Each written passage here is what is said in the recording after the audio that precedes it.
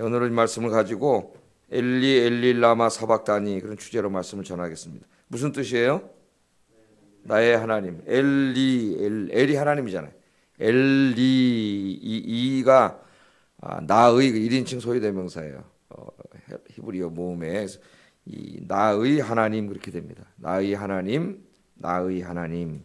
라마 사박다니 어찌하여 나를 버리셨습니까? 그런 말이에요.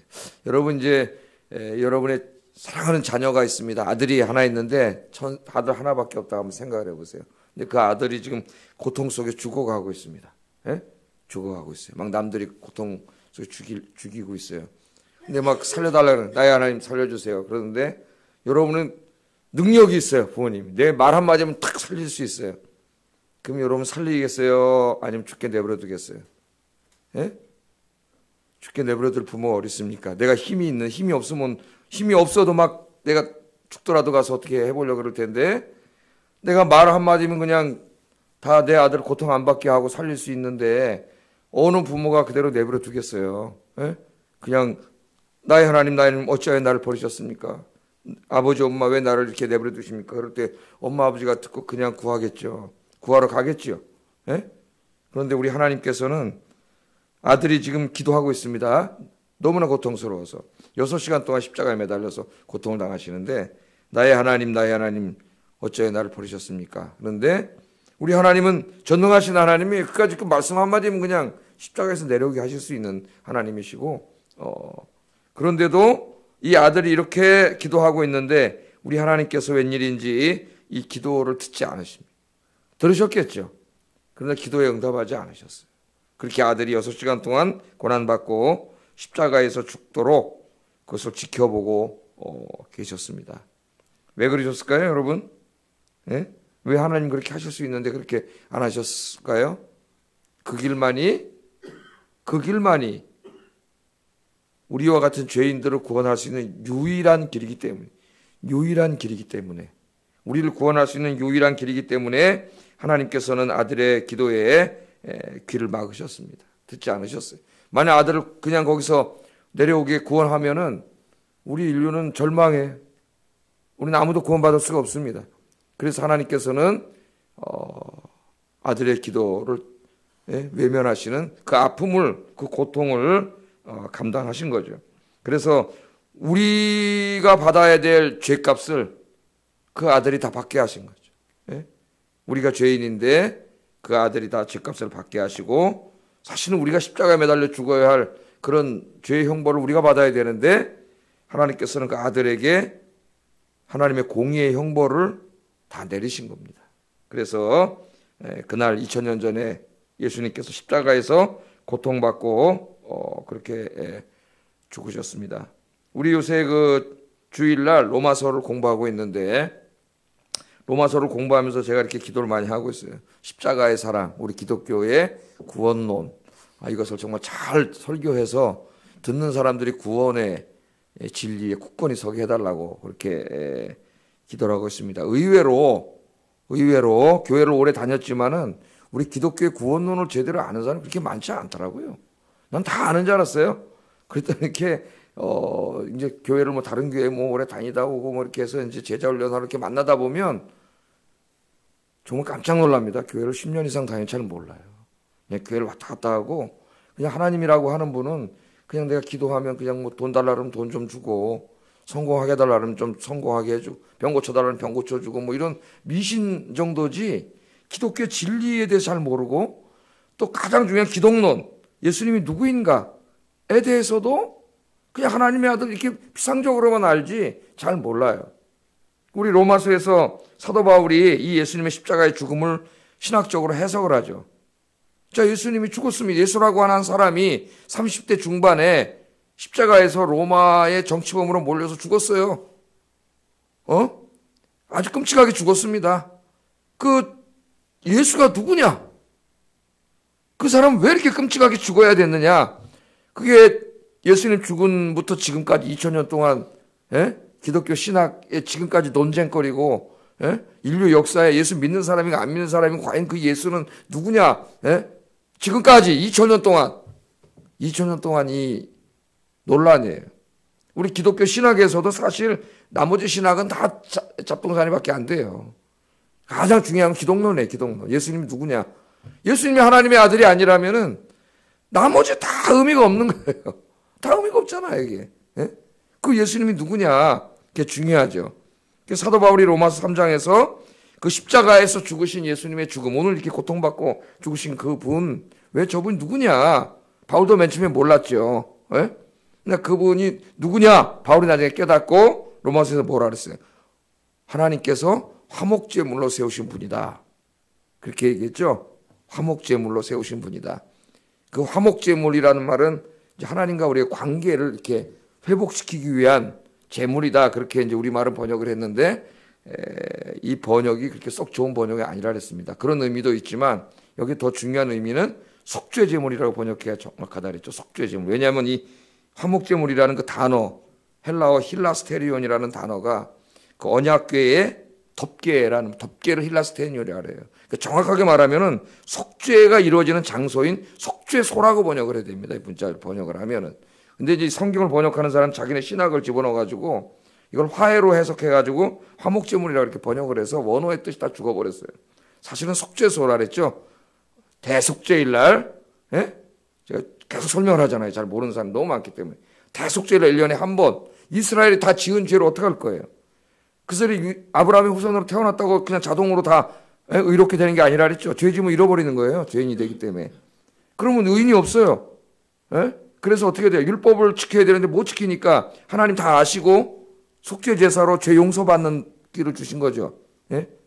그 대속죄일 날 황소와 염소제사를 드려서 제사장과 피를 가지고 바로 이 속죄소, 화목제물이라고 하는 이 제물이란 말도 안 해. 이게 속죄소, 언약궤 뚜껑이지. 거기다가 뿌리면 어때? 그 예식으로 하나님이 1년 동안 지은 죄를 다 용서해 주시면 하나님의 의로움이 다시 회복되는 거예요. 의로운 백성이 되는 거예요. 그러나 그 동물의 죽음이 무슨 사람의 죄를 용서해 주시고 우리를 대신해 죽겠어요. 그건 하나의 상징이라고 율법도 그렇게 얘기하고 있는데 모세도 그렇게 가르친 건데 유대인들이 눈이 멀어가지고 장님이 돼서 모르는 거지, 예수님을. 그 속죄 제물이 결국은 예언하고 가르치던 그 분이 누구예요? 예수님인데 그 예수님이 오셨는데도 유대인들은 모르고 계속 동물 제사를 지내서 죄 용서 받으려고 그러니까 그렇게 하면 율법은 저주의 율법밖에 안 되고 죽음의 율법밖에 안 된다고 구원론에서 부정했다고 제가 가르쳤습니다. 그러나 삶의 원리로는 우리가 그 말씀대로 살아야 된다 그랬어요. 이제 그건 앞으로 로마서 8장 가면서 계속 공부할 거예요. 자, 속죄 제물로 삼으셨다는 말은 공개적으로 모든 사람이 보는 앞에서 공개적으로 어떤 자리에다가 이렇게 임명하는 거라 그랬죠. 그 뜻이 동사가. 우리말로 그냥 삼으셨다 그래가지고 의미가 그냥 확 안 나타나는데 그러니까 모든 사람이 십자가에 죽는 거를 지금 2000년이 지난 전 세계 예수 안 믿는 사람도 역사책에 다 나와. 예수님은 로마의 죄수로 십자가에 매달려 죽은 사람이에요. 그래서 많이 연구하면서 야, 예수는 훌륭한 하나의 인간이다. 모범적인 인간, 우리가 본받아야 될 인간이다. 세대 성인의 한 사람이다. 유대 선지자 중에 한 사람이다. 랍비 중에 한 사람이다. 뭐 견유 철학자다. 요새 예수님을 연구하는 책들이 막 이런 책들이 수도 없이 나옵니다. 수도 없이 계속 쏟아져 나오고 있어요. 그러나 그 중에 다 일면에 진리는 있지만 제일 중요한 얘기를 하지 않고 있어요. 그분이 누구예요? 하나님의 아들 메시아라는 건 믿지 않고 있어요. 그 사람들. 신학자 중에 예수 안 믿는 사람 많습니다. 여러분 유럽에 신학자 중에. 바로 그분이 누구예요? 하나님께서 우리를 대신해서 속죄 제물로 삼으신 그 구약의 속죄 제물이 바라보던 예언하고 있던 누구예요? 상징하고 있던 바로 그분 실체이신 하나님의 아들이죠. 그 하나님의 아들을 우리 하나님께서 자기 아들을 속죄 제물로 삼으신 사건. 제물은 죽지 않습니까? 그게 바로 십자가의 죽음이라는 거죠. 사도 바울이. 놀라운 해석을 사도 바울이 하잖아요. 그러면서 또 뭐라 그래요? 그것이 예수님 자신으로 보면은 속량이라 그래요. 속량은 뭐라 그랬어요? 몸값. 어떤 노예를 해방시켜 줄 때 몸값을 지불하고 노예를 사서 해방을 시켜주는 것처럼 예수님은 그 우리들의 몸값으로 뭘 지불했어요? 자기의 생명을, 자기의 목숨을 지불했죠. 예수님이. 로마서 3장에 사도 바울이 놀라운 선언을 합니다. 십자가에서 죽었던 한 유대인 젊은 청년이 단지 유대교의 어떤 선지자나 랍비 정도가 아니라 훌륭한 모범적인 인간 정도가 아니라 그분은 바로 이 우주 만물을 창조하시고 인간을 창조하신 하나님이시라는 거야. 하나님이 하나님의 아들, 우리 삼위일체 하나님을 믿잖아요. 그 바울이 이제 다른 서신에서는 계속 그 아들이 창조주라고 얘기하고 있어요. 창조주신 하나님이라는 놀라운 선언을 하는 거죠. 예? 그래서 톰 라이트라고 하는 이제 신학자가 최근에 예수께서 십자가에서 죽으시던 그날 우리 인류 역사와 온 우주에는 혁명적인 변화가 일어났다. 그렇게 주장을 하면서 이 주제로 십자가 혁명이 시작된 날이라고는 위대한 책을 썼습니다. 또 번역돼서 나와서 제가 지금 거의 다 읽었어요. 십자가 혁명이 시작된 날. 오늘 이 2000년 전에 이 갈보리 언덕에서 금요일 날 이 오후에 나의 하나님 어찌하여 나를 버리셨나이까 하고 예수님이 죽으셨던 바로 죽으신 그날 그 시간에 그 죽음 속에서 우리 인류에는 엄청난 혁명이 일어난 아무도 모르지만 엄청난 혁명이 일어났는데 어떤 혁명이 일어났어요? 죄사함이 일어났고 구원이 일어났고 우리 인간의 죄사함과 구원뿐만 아니라 이 온 우주 만물의 죄사함과 구원이 시작된 날이다. 시작된 날. 그걸 신학적으로 설명한 책이 이제 이 십자가 혁명이 시작된 날. 그런 위대한 책입니다. 아무도 얘기하지 못했던 이야기를 이분이 하고 있어요. 예? 지금은 제가 이제 그 로마서 3장 하면서 개인의 죄사함과 의롭다 칭하심 받은 구원에 대해서 강조하는데 이제 점점 갈수록 이 우주 만물을 새롭게 하시는 하나님에 대해서도 얘기를 이제 하기 시작할 거예요. 점점. 자, 십자가에서 죽으신 그날 엄청난 변화가 일어나는 거예요. 아무 희망이 없는 깜깜한 절망 가운데 있는 인간에게 죄사함이 이루어진 거예요. 죄사함이 이루어졌다는 건 의롭다 칭함 받는 게 이루어진 것이고 그렇게 되어 우리가 구원을 받고 하나님 나라에 들어가는 생명인 영생을 얻게 되는 이것이 오늘 바로 이 예수님의 십자가의 죽음 2000년 전에 인간의 역사 속에 시작된 거예요. 시작. 완성은 안 됐어요. 아직. 완성은 언제 돼요? 우리 예수님이 재림하실 때 완성되는 거예요. 이 죄악 속에서 이미 시작됐다. 그분은 하나님의 아들이시면서 그러나 동시에 그럼 하나님의 아들만 이렇게 십자가에서 죽고 아버지는 그냥 바깥에서 그래 너 혼자 고통당해라 그러고 있던 게 아니라 그랬죠. 우리는 삼위일체 하나님 믿는데 십자가의 사건은 성자 예수님의 사건이지만 사역이지만 그 삼위일체 하나님은 상호 내주하시기 때문에 그 주님 안에 하나님도 성령님도 함께 내주하심으로 그 십자가 고통은 삼위일체 하나님이 함께 당한 고통이에요. 그 중세 이단이 있습니다. 성부고난설을 주장하던 성부 하나님이 죽었다는 거예요. 양태론자들이 하나님 한 분밖에 없다고 그 사람들은 삼위일체를 안 믿기 때문에 그건 이단이에요. 그런 의미에서가 아닙니다. 십자가 사건은 성자 예수님의 성자 하나님의 주된 사역이지만 그러나 상호 내주하심을 통해 아버지도 성령님도 함께 고통을 받았다고 하는 유명한 말은 성 어거스틴이 한 말이에요. 어거스틴이 유명한 선언을 했습니다. 그래서 사실 이 십자가에서 이 죄사함이 어떻게 해요? 자기가 죄를 받은 거예요. 죄를 짊어지고 자기가 죽은 거 아니에요. 하나님이. 예? 그 죽음은 결국은 하나님께서 삼위일체 하나님께서 자기 자신에게 형벌을 내린 거예요. 누구에게 형벌을 떠맡기고 그래 네가 고통받아라 다 용서해 줄게 이게 아니라 삼위일체 하나님 자신이 죄를 떠안고 자신에게 형벌을 내린 거예요. 자신에게. 그래서 저와 여러분이 죄사함 받고 구원받게 된 줄로 믿습니다. 구원받았다는 말은 하나님 나라가 이 땅에 임할 때 하나님 나라의 축복을 누린다는 말이고 그 축복을 누리려면 뭘 받아야 된다 그랬죠. 이 생명으로는 못 들어간다 그랬죠. 이 죄 지은 생명으로는. 새로운 생명을 받아야 돼요. 그 생명이 뭐라 그랬어요? 영생. 예? 영생은 영원히 산다는 그런 개념이 아니라 했어요. 물론 그런 의미도 있지만 다가올 하나님 나라의 생명이라 그랬습니다. 그 번역 잘못한 거예요. 자꾸 영생 번역해놔가지고. 올 세대의 생명이 정확하게 번역하면 올 세대의 생명. 예? 내세의 생명. 여러분이 예수 믿고 구원받았기 때문에 오늘 이 십자가의 사건으로 인해 여러분이 이미 이 올 세대의 생명, 내세의 생명을 얻게 된 줄로 믿습니다. 그래서 육신이 죽는다고 끝나는 게 아니에요. 예? 그래서 이 신앙을 가진 사람들은 어떻게 해요? 순교할 수가 있어요. 이 땅에서 삶은 잠깐이기 때문에 이 땅에서 생명을 자기만을 위해 살지 않고 누구를 위해 살아요? 주님을 위해서 사는 거예요. 주님을 위해서. 드릴 수도 있는 거예요. 정말 이런 믿음을 가진 사람이 오늘날 이 지금 이 기독교인이 많다고 하는데, 교회로 왔다 갔다 하는 사람이 많은데 정말 어느 정도가 이런 신앙을 가지고 있을까, 그런 생각이 듭니다. 우리 새벽에 나오신 여러분들은 다 이런 신앙의 소유자들이 되기를 주의 이름으로 축복합니다. 그래서 제가 주일날 결론을 주님의 큰 은혜로 우리가 구원받았으니 웬 말인가 나를 위하여 찬송하면서 이 몸밖에 드릴 것 없어 이 몸 드립니다. 그렇게 하나님 앞에 감사하고 헌신하는 삶을 살자, 그렇게만 적용을 했어요. 그런데 뭐 다 너무 시간이 이제 없으니까 다 할 수는 없잖아요. 오늘은 좀 다른 측면에서 사도 요한은 그것을 이제 하나님에 대한 감사와 헌신 뿐만 아니라 우리가 그 십자가의 사랑을 받았잖아요. 엄청난 하나님의 사랑을 받았잖아요. 그 사랑으로 다른 사람을 사랑하자 하는 삶에 우리 제자도로 적용을 해요. 그래서 이제 주일날 적용 안 했던 걸 오늘 한번 적용해 보겠습니다. 요한일서 4장 한번 찾아보세요. 10절, 11절.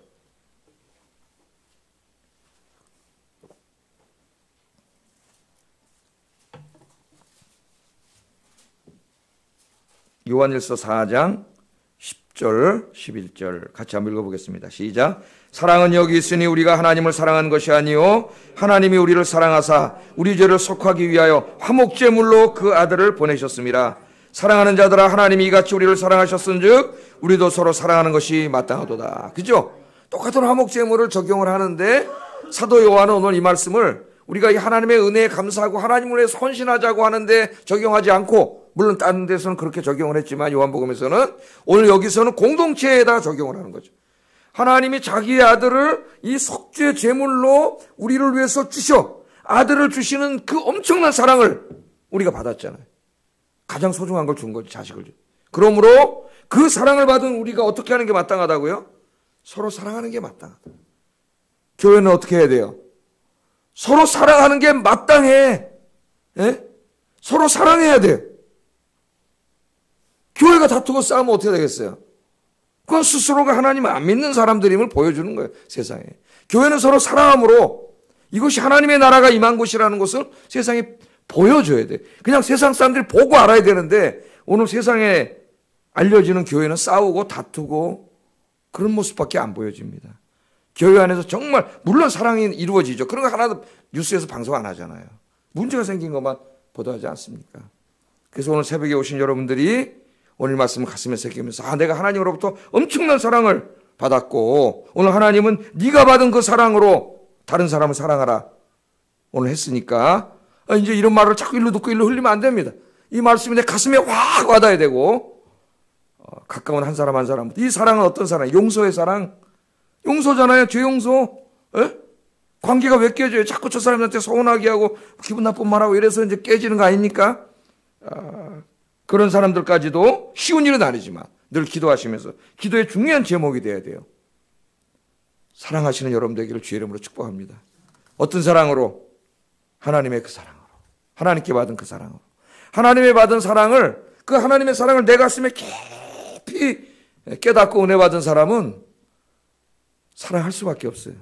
물론 인간이기 때문에 화도 나고 전혀 안 나지는 않습니다. 미워하는 마음도 순간순간 들고 안 둘 수 없죠, 인간이기 때문에. 그러나 그때마다 이 십자가의 사랑, 아들을 주신 사랑, 성령님이 그걸 나한테 생각나게 하시기 때문에 나도 용서해야지.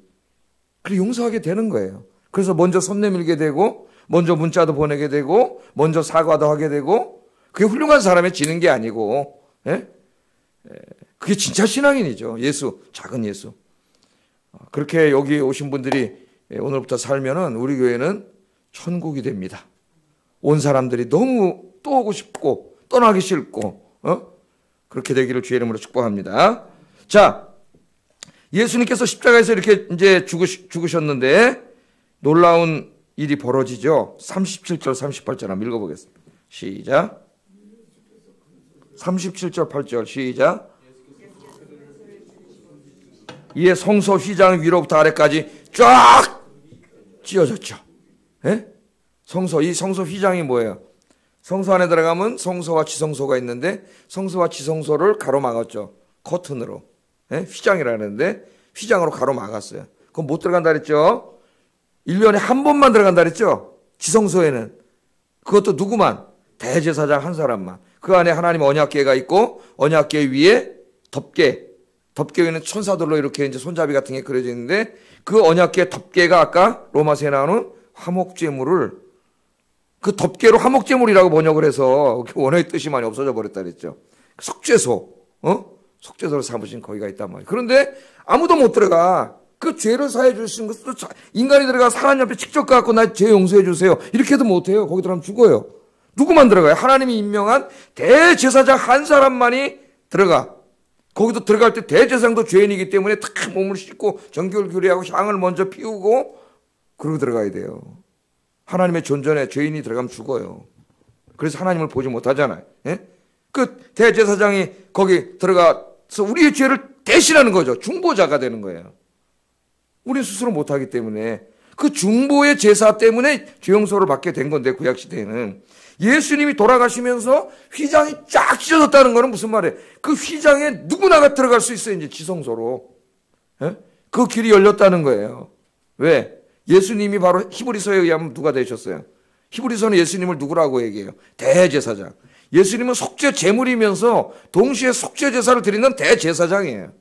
그분이. 그 히브리서는 대제사장으로서 예수님에 대해서 얘기를 해요. 예? 대제사장으로서 예수님이 되셨기 때문에 이제는 그 휘장이 열렸어요. 그래서 누구든지 예수 믿으면 예수의 이름으로 하나님 앞에 무릎 꿇고 죄사함을 구할 수가 있어요. 예? 그래서 그게 바로 뭐예요? 루터가 주장한 유명한 만인 제사장설이 되는. 구약시대 예수님이 오시기 전까지 어림도 없이 대제사장이 가서 해줘야 되는데 이제는 중보자가 누구예요? 예수님이야. 예수님. 예수의 이름으로 우리가 기도하잖아요. 주님 오늘 잘못했습니다. 용서해 주세요. 네? 여러분이 이렇게 기도할 때는 여러분이 이미 지성소 안에 들어와 있는 거예요. 대제사장으로서. 여러분이 제사장이 된 거예요. 그래서 하나님 나의 죄를 용서해 주세요. 그 다음에 누구의 이름으로? 예수님의 이름으로 기도했습니다. 예수님의 공로로 용서가 되는 거예요. 우리가. 주님이 용서해 주시는 거죠. 큰 은혜를 받은 거죠. 예? 그래서 히브리서 4장에 보면은 누구든지 담대히 그 지성소에 들어가서 하나님 앞에 기도할 수 있다 그랬어요. 그래서 카톨릭의 고해 성사는 신학적으로 옳지 않습니다. 아직도 카톨릭은 어떻게 해요? 죄지면 신부 앞에 갑니다. 여러분 그 드라마에서 많이 보셨잖아요. 그럼 앞에는 가려져 있고 그 사람이 와서 신부님 오늘 제가 죄를 고해 성사로 왔습니다. 그럼 고해 성사 담당 신부들이 있어요. 예? 나와서 이제 오늘 제가 이런 죄를 졌습니다. 그러면 이제 그 죄를 다 듣고 신부가 어떻게 해서 이제 중재자가 되는 거예요, 자기가. 그리고 그냥 끝나지 않아요. 그 죄에 대해서 죄값을 치르게 합니다.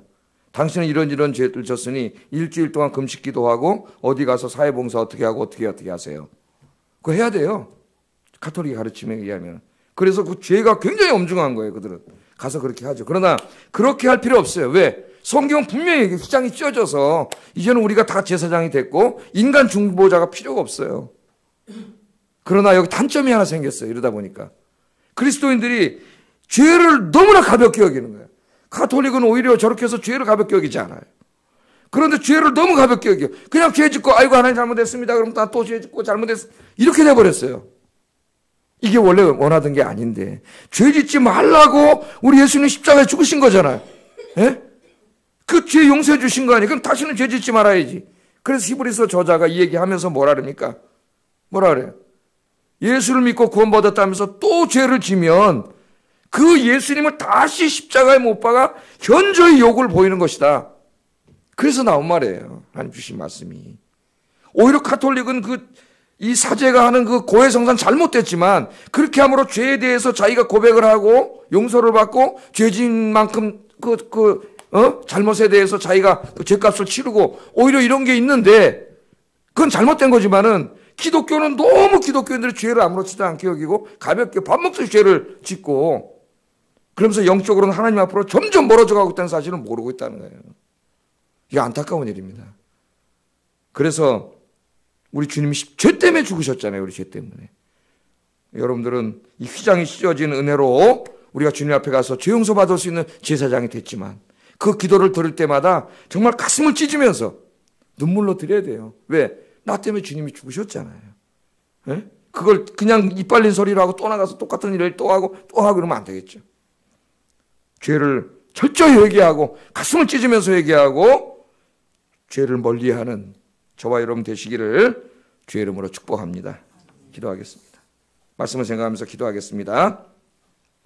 외아들을 주시기까지 우리를 사랑하신 주님 하나님이시죠. 자기의 생명을 몸값으로 지불해 주신 예수님의 사랑으로 우리가 구원받았습니다. 첫째는 그 사랑에 보답해서 그 감사해서 주님께 헌신하는 삶을 살게 하시고 주님을 위한 삶을 살게 하시고, 두 번째는 그 사랑으로 다른 사람을 사랑할 수 있게 해주세요. 이거 정말 우리가 기도해야 돼요. 나도 용서하고 사랑할 수 있게 해주세요. 두 번째, 우리가 십자가에 주님의 고통으로 죄사함 받았잖아요. 예?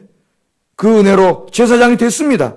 예수의 이름으로 용서해달라고 기도할 수 있게 됐습니다. 그러나 죄를 가볍게 여기지 말고 정말 회개할 때마다 가슴을 찢으면서 회개하고 죄를 멀리하는 삶을 살게 해주세요. 기도하겠습니다. 사랑하시는